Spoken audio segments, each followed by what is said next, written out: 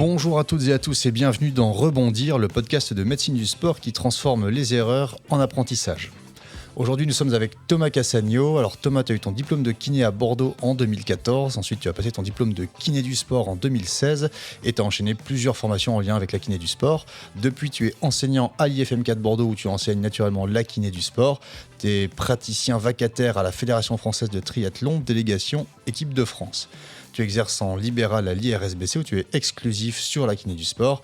Enfin, tu es président du Surf Club de Mérignac où tu gères la préparation physique sur le pôle surf et natation.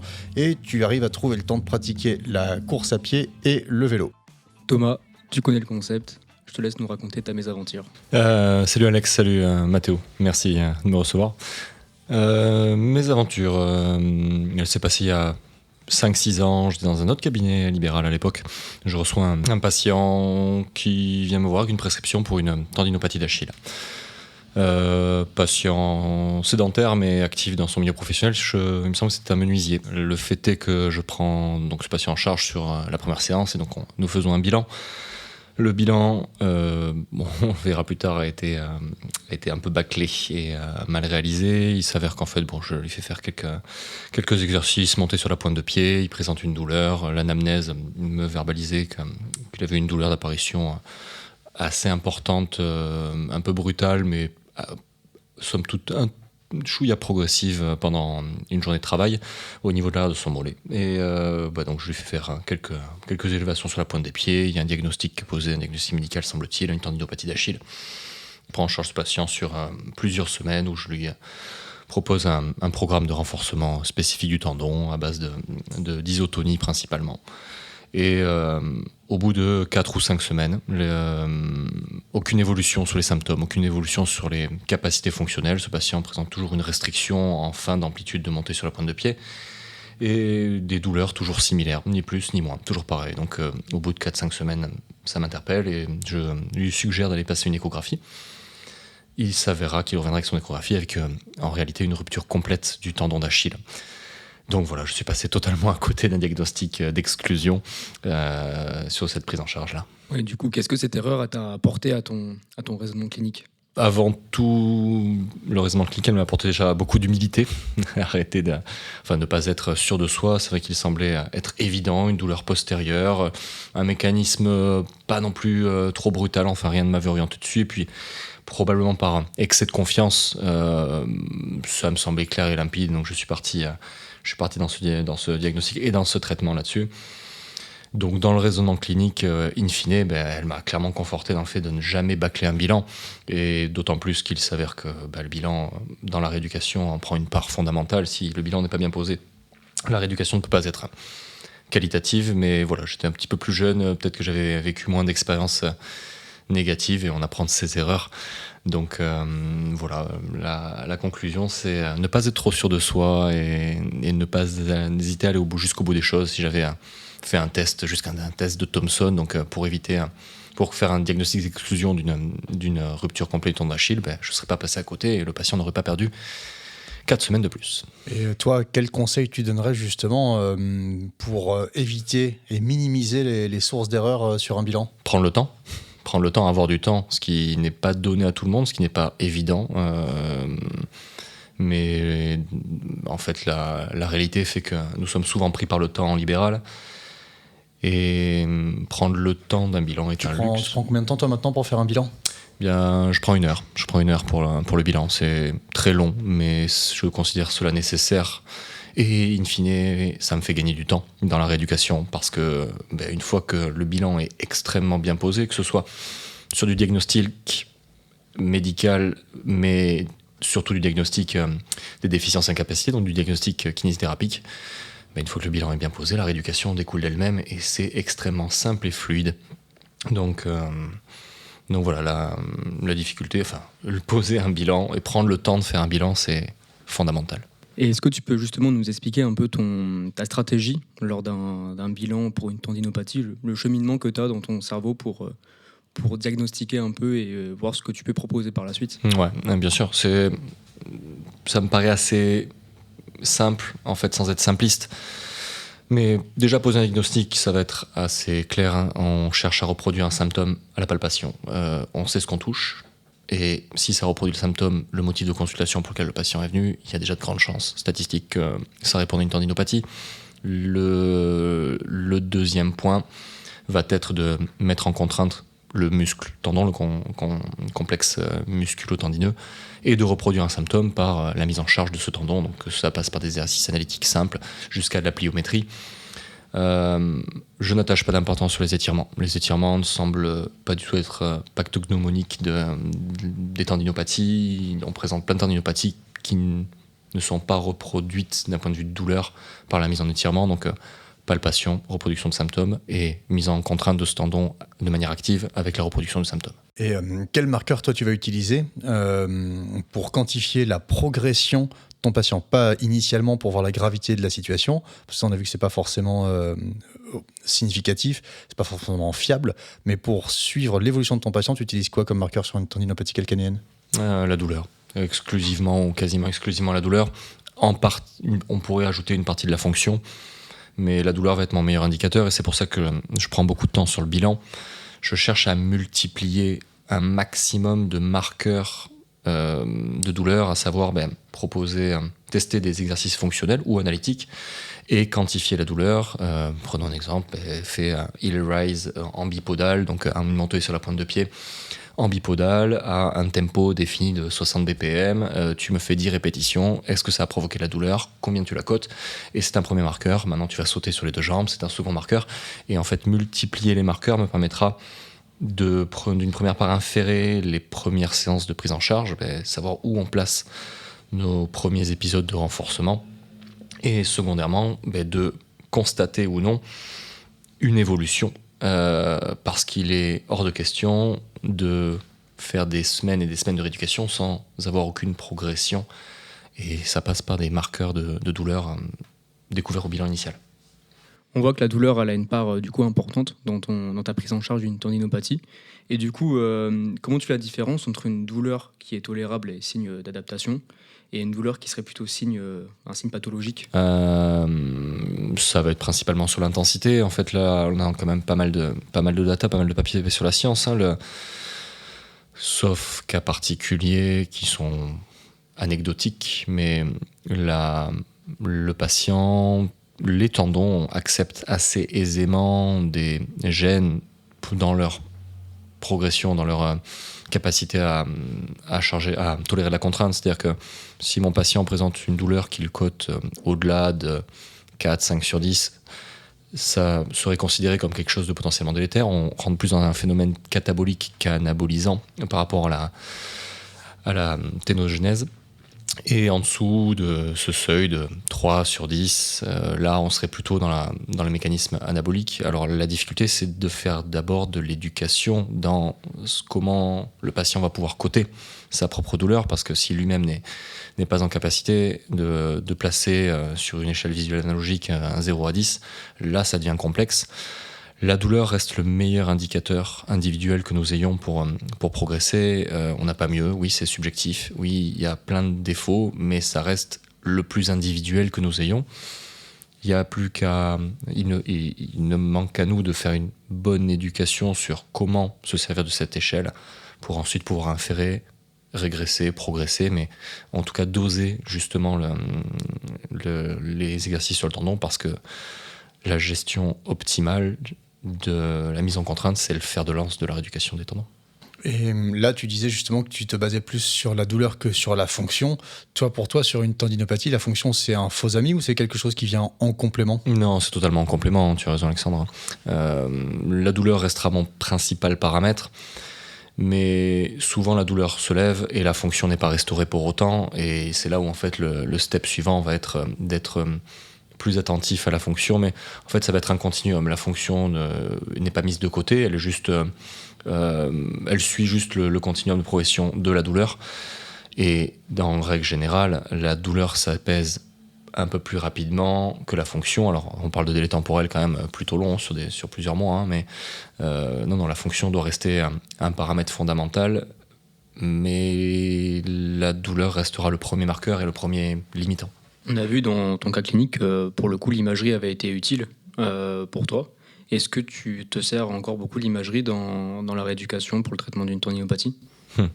C'est une bonne remarque. La science nous déconseille fortement l'imagerie de première intention, sauf en tant que diagnostic d'exclusion. Donc en fait, dans ce cas-là, si j'avais fait tout simplement ma manœuvre de Thompson qui m'aurait orienté vers une éventuelle rupture du tendon d'Achille, ben là, l'imagerie était totalement recommandée. À ce jour-là, si nous faisons des tests cliniques avec des diagnostics d'exclusion qui nous orientent vers une tendinopathie simple, l'imagerie n'est absolument pas recommandée pour plusieurs raisons. La première, c'est qu'elle ne changera pas le pronostic, dans une certaine mesure, mais surtout, elle a un potentiel anxiogène très marqué, ça a été bien prouvé par la science. Les patients qui découvrent, et même les thérapeutes éclairés, mais les gens qui découvrent qu'une fissure, une calcification, une déstructuration de la matrice tendineuse vont être plus anxieux ou vont être dans l'attente de la réparation structurelle de ce tendon, alors que nous savons que la fission ne se rebouche pas toujours, voire même, pour ainsi dire, presque jamais, que c'est l'adaptation des fibres péri-fissuraires qui s'adaptent. La calcification ne disparaît pas toujours, et pourtant le tendon n'est pas douloureux. Donc en fait, aller chercher une imagerie qui ne nous servira à rien dans notre prise en charge, en première intention, n'est pas du tout recommandé, sauf en cas de doute ou pour éventuellement investiguer un diagnostic différentiel. Dans la chaîne du soin, en tant que rééducateur en France, on n'est pas habilité, on n'est pas formé pour faire du diagnostic. Le diagnostic, c'est réservé aux médecins. Sinon, c'est l'exercice illégal de la médecine. Donc, tu arrives en deuxième et toi, ce que tu nous décris, ton erreur, c'est de passer à côté de ce diagnostic-là. Dans la prise en charge, on va dire, pluridisciplinaire, la collaboration qu'on fait avec la médecine générale, et dans ton cas précis, est-ce qu'il y a eu un lien qui a été fait avec le médecin prescripteur après la découverte justement de cette rupture-là? Comment ça s'est passé d'un point de vue équipe? Moi j'ai un doute, je dis au patient de retourner voir son médecin généraliste pour qu'il lui demande une échographie. Donc en fait, je n'ai pas eu de lien direct moi avec le médecin. J'ai demandé au patient qui a fait lui-même la démarche d'aller voir. C'est quelque chose que je ne fais plus actuellement. Maintenant, je n'ai plus aucun scrupule à appeler le médecin, à communiquer. Mais voilà, j'avais 5-6 ans de mon expérience, peut-être un réseau un petit peu moins développé, puis aussi moins de certitude, un petit peu impressionnant de vouloir contacter un médecin pour lui dire que nous étions passés à côté de quelque chose, parce que avant tout c'était lui le premier rempart.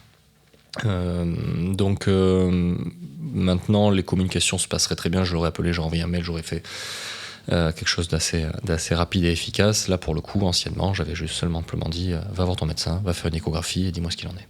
Et justement, à ce moment-là, toi, quand tu découvres ton erreur, comment ça t'affecte personnellement ? Ça remet les pieds sur terre. Ça remet les pieds sur terre. Ça m'a permis de me recentrer, de me dire que il faut rester humble. Il faut vraiment rester humble systématiquement. On ne peut pas maîtriser tous les paramètres et il ne faut du coup pas rester dans un excès de confiance, un excès de persuasion. Je me suis senti un peu con. C'est quelque chose que tu transmets, toi, aux étudiants que tu as à l'école ? Bien sûr, là-dessus, c'est une anecdote que je raconte assez fréquemment. Ne soyez jamais trop sûr de vous. Je l'ai été, et malheureusement, je pense qu'on l'est tous d'une manière au début. Il faut bien apprendre de nos erreurs.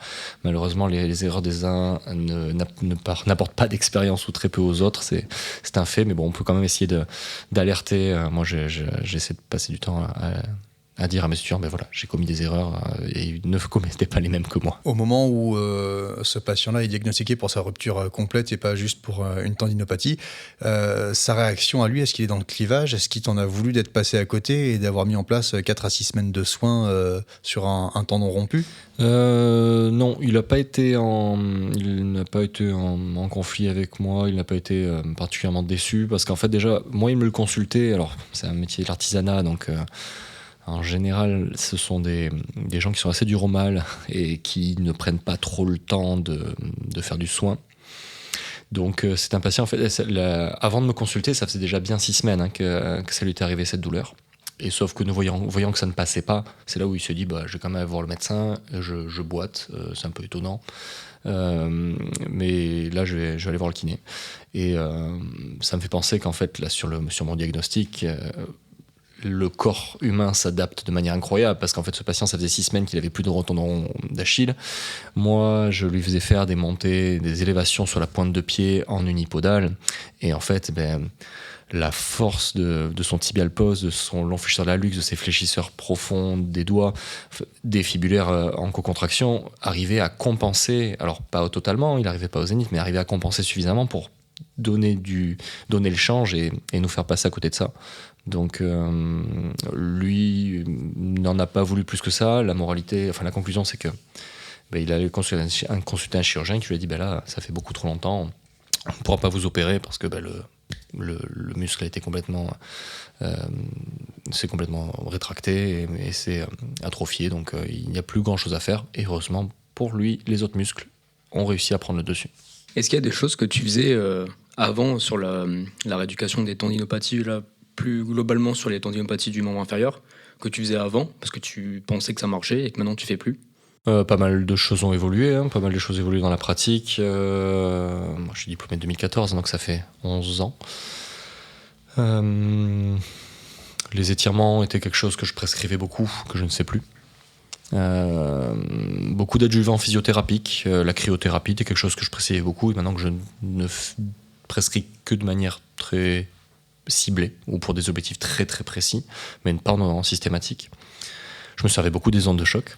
Des ondes de choc qui ont un intérêt thérapeutique assez limité au regard de la science à l'heure actuelle, mais c'était pourtant quelque chose qui était très employé à l'époque, et je pense qu'il est encore un peu employé. Donc non, là où j'ai changé ma pratique, la prise en charge des tendinopathies, ma prise en charge a énormément évolué au cours des 10 dernières années. Je ne travaille plus du tout les tendons de la même manière qu'il y a 10 ans.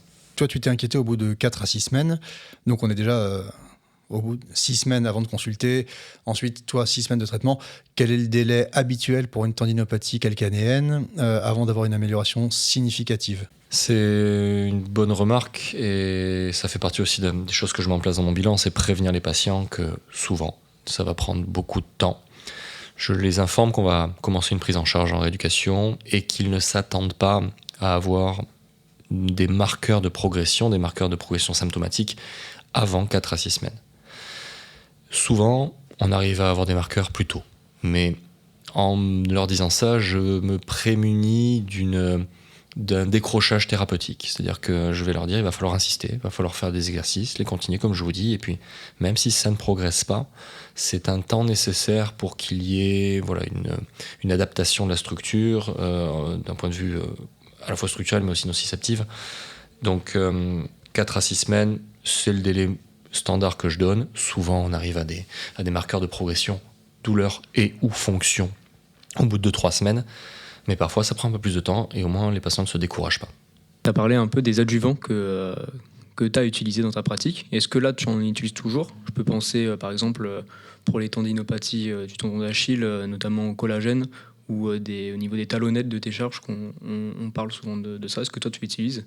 Alors, pour l'orthopédie, les talonnettes, si on parle de tendon d'Achille, ça peut être quelque chose de très pertinent, mais en fait, dans la mesure où ça doit être individualisé. Si mon patient ne présente pas de douleur à la marche, je ne vois même pas quel intérêt lui en mettre.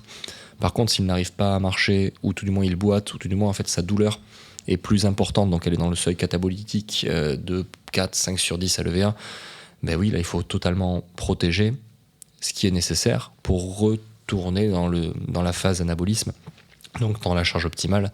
Donc les talonnettes peuvent être très pertinentes, mais ne doivent pas être systématiques. T'as mal en courant, tu marches. T'as mal en marchant, tu mets des talonnettes.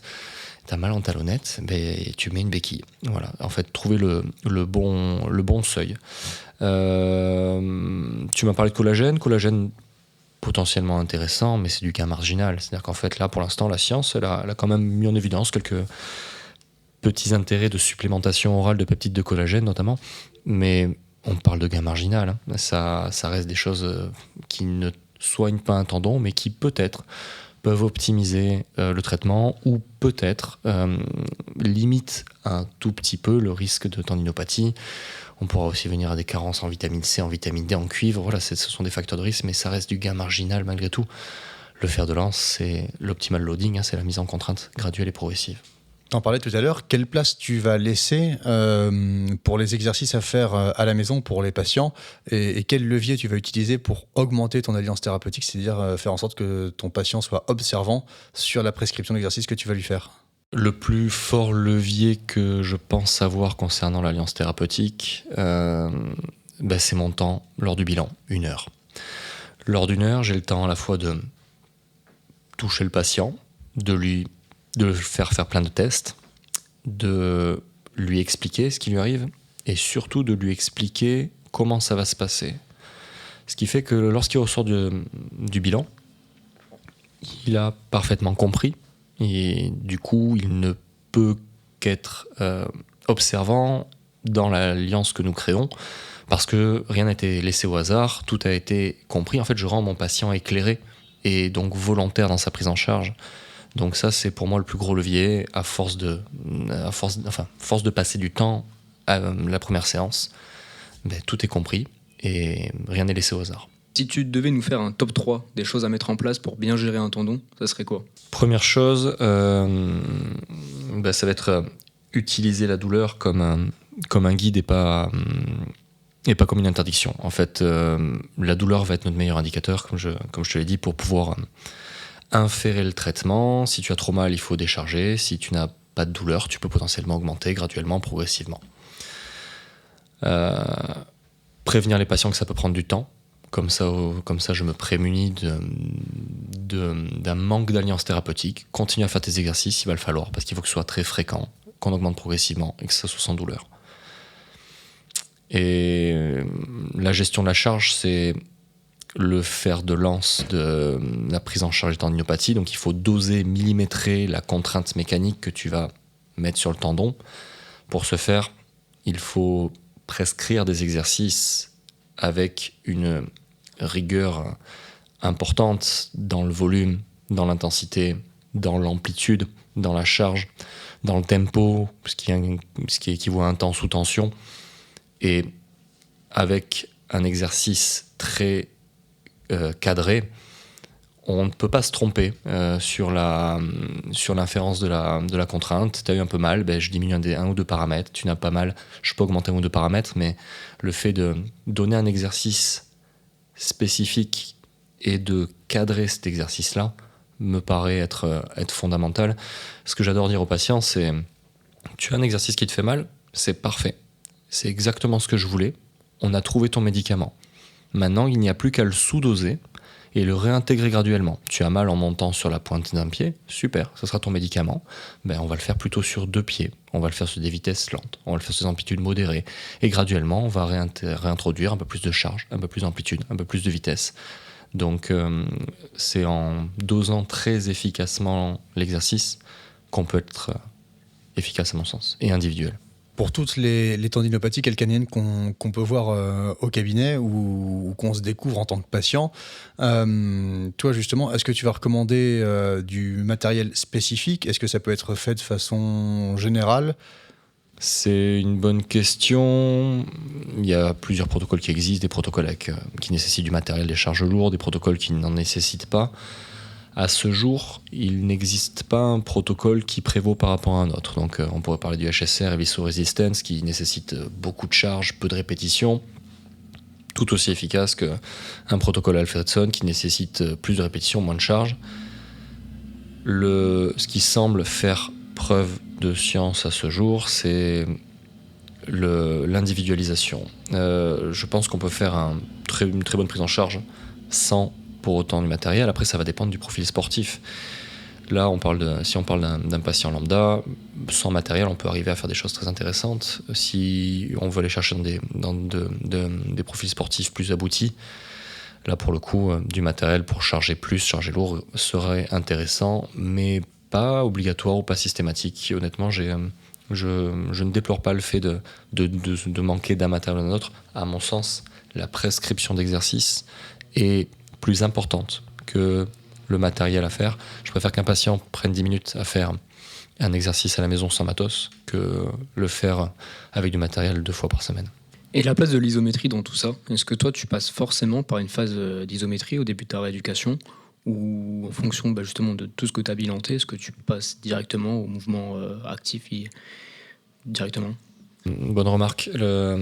L'isométrie est un outil comme un autre. L'isométrie a été décrit il y a quelques années par les recherches d'Jill Cook pour proposer un mécanisme antalgique au tendon. Donc plutôt intéressant, j'ai mal au tendon, je n'arrive pas à faire mon mouvement isotonique, pourquoi pas passer par une phase isométrique pour désensibiliser le tendon et pouvoir qu'il puisse plus facilement accepter l'isotonie.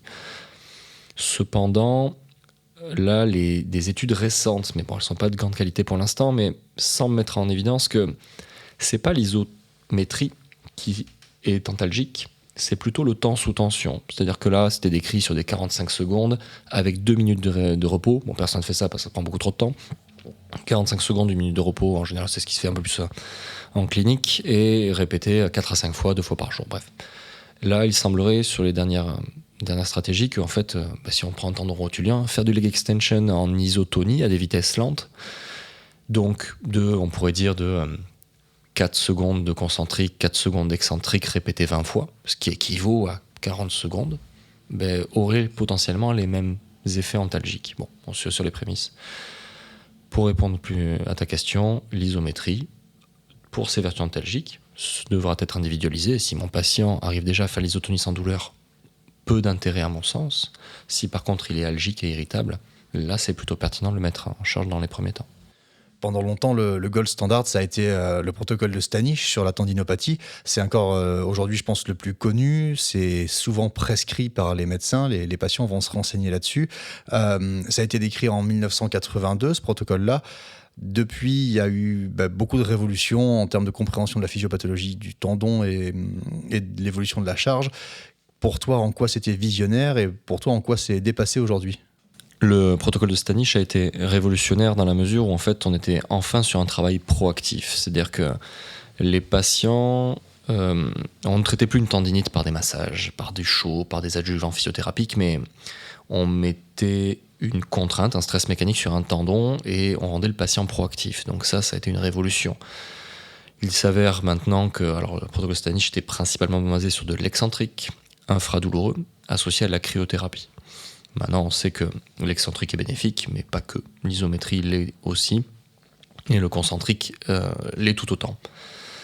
La cryothérapie a des bénéfices thérapeutiques très, très modestes, tout du moins dans la cicatrisation tendineuse, ou tout du moins l'adaptation tendineuse, éventuellement dans l'antalgie, ça peut se discuter, c'est plutôt intéressant, pourquoi pas. Mais donc voilà, la révolution, c'était surtout rendre proactif. Maintenant, obsolète parce qu'en fait ça restait un protocole avec un nombre de répétitions définies, avec un nombre de séries définies et aucune individualisation de la prise en charge, c'est-à-dire que ce soit Pierre, Paul ou Jacques, que ce soit un jeune de 18 ans ou un adulte de 60 ans, c'était la même quantité d'exercices, que ce soit un profil sportif ou non sportif. Donc en fait maintenant ce qu'on sait, c'est que l'optimal loading est le fer de lance des tendinopathies, c'est-à-dire la charge optimale. Et quand on dit optimale, c'est celle qui est adaptée, celle qui est individualisée en fonction du profil du patient. Donc, en effet, les protocoles sont voués à disparaître dans la mesure où ils sont imprécis par manque d'individualisation. Oui, donc si je comprends bien, c'est plus une histoire de faire un traitement actif et une mise en tension qui est personnalisée plutôt que la modalité propre de la mise en tension. Tout à fait, c'est exactement ça. Là, il semblerait de toute façon que l'excentrique n'est pas forcément plus de bénéfices sur du moyen long terme. Il faut de l'isotonie, le tendon travaille en isotonie, il n'y a pas de raison qu'il ne s'adapte pas dans ces différents modes de contraction. On a beaucoup parlé du début de la rééducation, comment tu gérais ce début de rééducation. Et il y a quelque chose où moi, en tant que jeune diplômé, j'ai du mal, c'est comment gérer la fin de rééducation. C'est-à-dire à quel moment tu décides de lâcher le patient, quand il a plus mal dans ses activités, ou tu attends justement une phase un peu plus longue pour être sûr qu'il n'y a pas de récidive. Comment tu modules ça ? C'est une bonne question, et ça aussi tout découle du bilan qui est fondamental. C'est que lors du bilan, il faut absolument définir des objectifs avec ton patient. Sinon, c'est la porte ouverte à des séances qui s'éternisent et qui durent un temps infini. Personne ne sait où on va, ni le patient, ni le kiné, en espérant que l'un soit lassé de l'autre et que l'un déserte l'autre. Bon, souvent c'est le patient d'ailleurs. L'avantage de définir des objectifs, c'est que on sait où on va, et tant qu'on a des marqueurs de progression qui se dirigent vers cet objectif, tout va bien. Donc, mon objectif, c'est de courir 5 km sans douleur. Mon objectif, c'est de courir un semi-marathon. Mon objectif, c'est de reprendre l'athlétisme et de retrouver mes performances hautes. Donc, nous décidons, pour parler de tendinopathie, c'est un peu plus simple, un peu moins complexe qu'un croisé ou une problématique multifactorielle. Mais à partir du moment où on a atteint les objectifs du patient sans douleur, pour moi, ma rééducation est finie. Ça ne veut pas dire que le patient doit arrêter. C'est-à-dire que j'informe les patients que potentiellement, ils vont avoir, pendant les 2 années consécutives à l'apparition de la tendinopathie, un risque plus important de faire une récidive. On le sait, le premier facteur de risque d'avoir une tendinite, c'est d'en avoir déjà eu une. C'est pareil pour la majorité des troubles musculo-squelettiques. Donc ça sous-entend que nous avons fini notre traitement, tu as couru ton semi-marathon, mais tu ne dois en rien t'arrêter dans la continuité des exercices que nous avons mis en place. Selon toi, le plus gros frein à la progression d'une tendinopathie calcanéenne, ce sera quoi ? La non-observance, la mésobservance du patient. Je dirais soit parce que j'ai manqué de persuasion, soit parce que le patient ne se dégage pas un temps suffisant pour se prendre en charge. Je ne peux pas faire cicatriser son tendon à sa place, je ne peux pas faire adapter son tendon à sa place. Donc c'est à lui de réaliser ces exercices que je lui aurai prescrits quand nous aurons dosé. Mais je pense que les échecs que je retrouve dans la prise en charge des tendinopathies, c'est que les patients n'observent pas les recommandations de prescription, soit d'exercice, soit ils continuent à pratiquer leur sport alors que leur sport est délétère pour l'adaptation de leur structure, soit ils ne prennent pas le temps de faire leurs exercices, ou ils ne prennent pas le temps de remettre un stress mécanique graduel et progressif. Donc je pense que la moindre observance est la première problématique pour la non-progression. Pour finir sur une note positive, au-delà de cette erreur, aujourd'hui, de quoi es-tu le plus fier dans ta pratique ? Je pense que je suis très fier de la manière que j'ai de travailler actuellement. C'est-à-dire que on en reparle, on en revient toujours pareil au bilan. Je suis ravi, je suis heureux, je suis satisfait de pouvoir prendre 1 heure pour écouter le patient, faire l'ensemble des tests et des tests et des investigations des déficiences, d'avoir le temps de le faire pour ensuite pouvoir proposer une prise en charge des plus qualitatives, des plus optimales possibles. Et ça passe par ce bilan. Donc je pense que je suis assez fier maintenant de la prise en charge que j'ai, parce que je prends le temps de faire les choses bien. Et je prends le temps d'expliquer, parce que j'ai le temps d'expliquer maintenant. J'ai le temps de créer cette alliance, et donc les traitements se retrouvent d'autant plus améliorés. Et ça fait déjà plus de 30 minutes qu'on parle de sujet. Merci beaucoup pour toutes ces réponses et pour toutes ces clés pratiques. Je tiens aussi à te remercier pour ton humilité, parce que c'est facile de parler de succès en rééducation. C'est plus difficile d'aborder nos échecs, nos erreurs. Et pourtant, on le sait, on l'a bien vu. C'est ça qui nous fait grandir, et c'est ça qui fait qu'on devient meilleur. Donc je te dis, j'espère à très bientôt pour un prochain épisode, et encore merci pour toutes ces réponses. Merci Thomas. Merci Alex, merci Mathéo.